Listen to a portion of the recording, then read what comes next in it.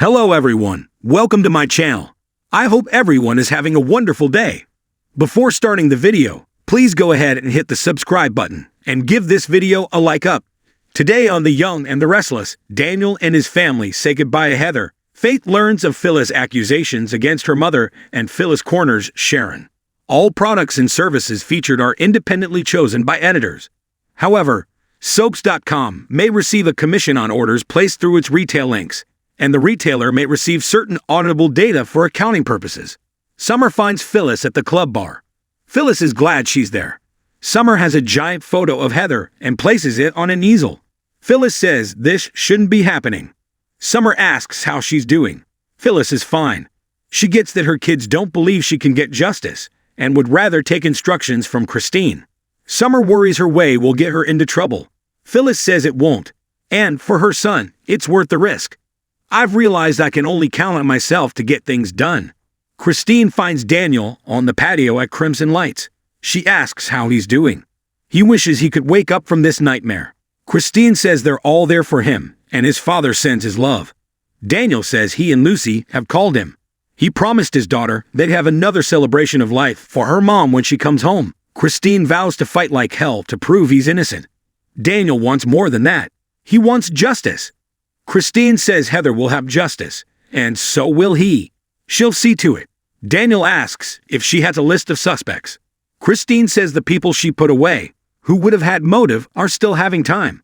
But the more she thinks about Sharon directing her anger at him and his family, the more she's starting to see what Phyllis was talking about. Daniel asks, "Really?" Just then, Sharon, Faith, and Nick walk in, dressed for the service. Christine tells Daniel, the facts are compelling. She needs someone she can present to the court that will present reasonable doubt. Sharon was seen attacking them, her fragile mental state, her issues with the meds. Most critically, she was the last person to see Heather alive. It raises concerns and questions, and they will use that to their advantage. Inside, Faith tells Nick that she texted Lucy. They debate whether she should be there right now. Faith worries about her not getting to say goodbye to her mother. "What do you think, Mom?" Sharon is distracted and doesn't hear her. Nick asks if she's okay. She says she's not, and she wishes she didn't have to go to this service. Faith tells her she shouldn't go if she doesn't want to. Sharon just wishes none of this had happened. It's all so sad. She's felt sad for too long. Nick thinks it's understandable she's feeling overwhelmed. He doesn't think she should go either. Sharon says she has to go. The grief and sadness over Cassie has taken over. Maybe this will help me let go. At the club, Summer talks to Phyllis about her vendetta. Phyllis argues it's justice. Summer says she's trying to pin Heather's murder on Sharon without facts. Phyllis says her gut is never wrong. She's trying to free Daniel and stop a trial from happening. "Why can't you trust me on this?" Phyllis talks to Lucy by phone, and then tells Summer they need to get Heather's favorite flower for Daniel to wear as a boutonniere. Summer likes the idea. She warns her mother her plans for Sharon can wait until tomorrow, or maybe never. Phyllis sends her to the florist. Summer returns with the boutonniere. She asks her mom, "How are we going to say goodbye?" Phyllis says they'll do it with love. They'll hold Daniel and Lucy close. She'll have to start making peanut butter and banana pancakes. At Crimson Lights, Daniel asks Christine what's next. Christine says today is about him. She wishes Paul was well enough to be there. She tears up. He loved how much you loved his daughter. Daniel thanks her. Christine urges him to concentrate on getting through Heather's funeral. "We're all here for you." Daniel blinks away tears. "Ok, we should probably get going." They walk inside, and Sharon turns away as Nick tells Daniel he knows this will be a tough day. Daniel walks over to Sharon, who hopes he's holding up as well as can be expected. Daniel says he's hanging in there. "Don't take this the wrong way. I strongly suggest you don't come to Heather's funeral." Sharon asks if this is because of Phyllis and her ridiculous accusations. Daniel doesn't want a scene. His mother is convinced she killed Heather. If she shows up, he doesn't know what she'll do. He doesn't want to deal with it. Sharon can handle Phyllis and wants to say goodbye to Heather. It's the right thing to do. Daniel sighs. "I guess that depends where you're sitting." Nick asks, "Everything all right here?" Sharon says she was just telling Daniel how much it means to say goodbye to Heather. She walks off. Nick offers to take Sharon home. Daniel says it clearly means a lot to her. Faith joins them and wishes Lucy were there. Daniel says it's better for her to be away when her father is accused of her mother's murder.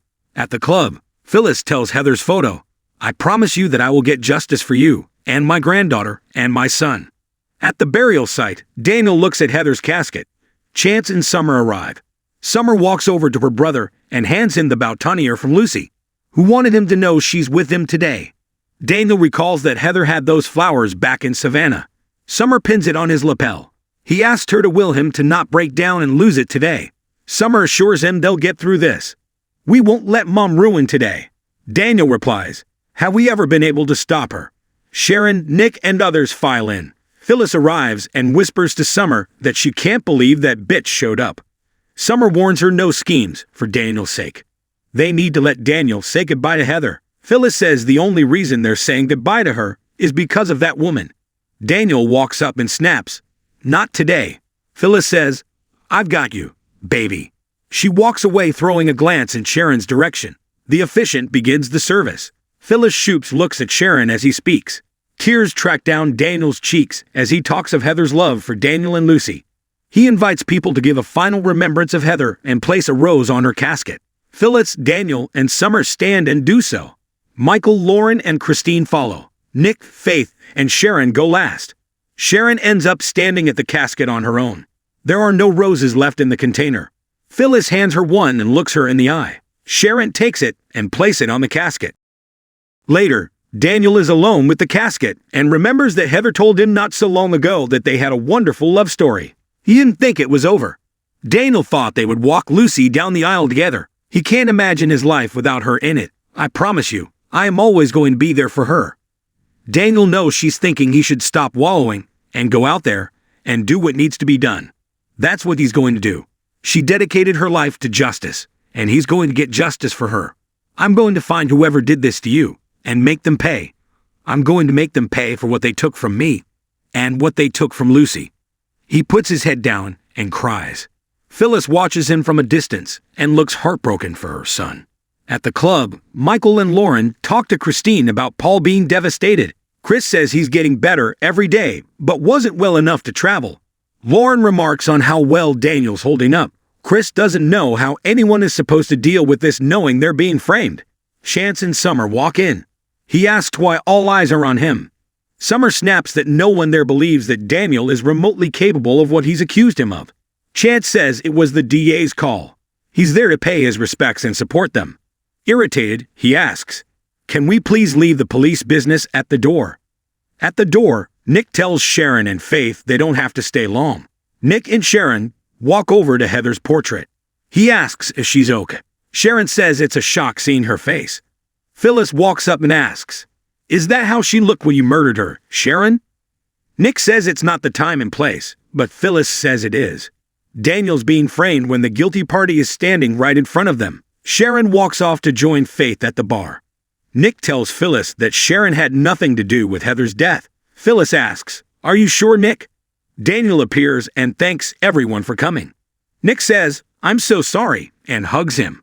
Summer places a supportive hand on his shoulder. Daniel's not sure he can handle this. Michael and Lauren approach Daniel with hugs and express their love. Nick rejoins Sharon and Faith and says he warned Phyllis not to make trouble. Faith asks what's going on. Nick says Phyllis is so desperate to protect her son that she has come up with her own theory about what happened to Heather. Sharon says she's saying she's the one who killed Heather. Faith exclaims, "That's crazy." Sharon says it's easier for her to blame someone she despises than to watch her son go on trial. Faith asks how her mother can be so kind. Nick says Phyllis is acting on pure maternal instinct. "I'm telling you, she doesn't do anything halfway." Across the room, Phyllis asks Christine if she has information for her on her son's defense. Christine says it's on a need-to-know basis. They have an exchange about Phyllis' theory about Sharon. Chris says she'll look into it and walks away. Michael stops Christine and asks how it's looking for Daniel. She says the evidence is damning. Michael's sure she'll exonerate him. The sooner the better. Phyllis interrupts and calls for everyone's attention. She has something to say and she thinks they'll all want to hear it. Summer and Daniel intervene, but Phyllis says she knows what she's doing. She talks about Heather's senseless, tragic death. They're still all trying to find answers and to find justice. What they do have are memories.